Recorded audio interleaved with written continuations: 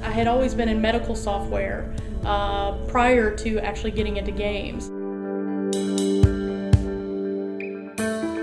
At the company I was actually working with, I managed a group of programmers and actual QA testers, and had become quality assurance director and stuff at the company I was at. Just out of curiosity, I went out to monster.com one day and I saw an actual position posted that said they were looking for a project manager, or what they called a development manager at the time, at Electronic Arts, making video games. And I thought, what? People do this? So I just took a leap of faith and actually just said, okay, I'm gonna send my resume into this place with no intention of ever getting in.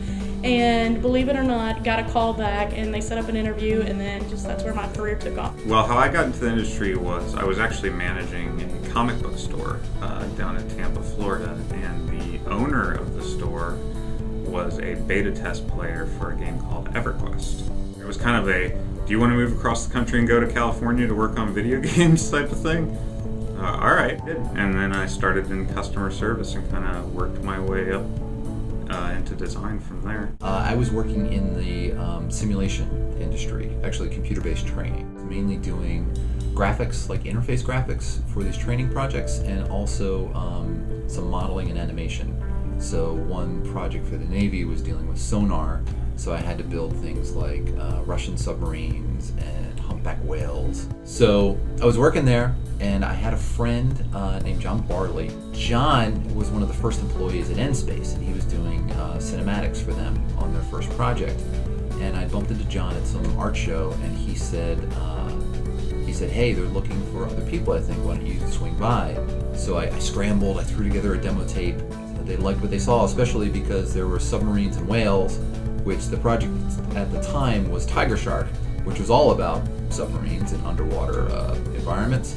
So they offered me a job a couple weeks later, and that was back in '96. I really wanted to go to the Game Developers Conference when I was in school. And I was a college kid, didn't have any money, so I figured, what's the best way to get in there? Become a writer. So I spoke to a couple friends who were writing for a website, and they got me in. Went there, just networked like crazy, met a lot of my heroes in the game industry. Went out to GDC Austin, E3, Tokyo Game Show, and just did that a lot. And when I graduated school, my boss at the recruiting company called up Dan at Nspace and said, hey, you gotta hire this guy. And they gave me a design test, interviewed me, and I got hired. So, dream come true. This is a ticket from when I went to E3 as a kid. This is from Georgia in 1997.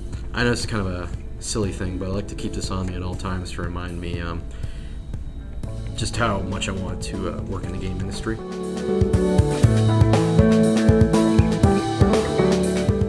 It lets me know that, I can fulfill my own dreams if I work hard enough for it.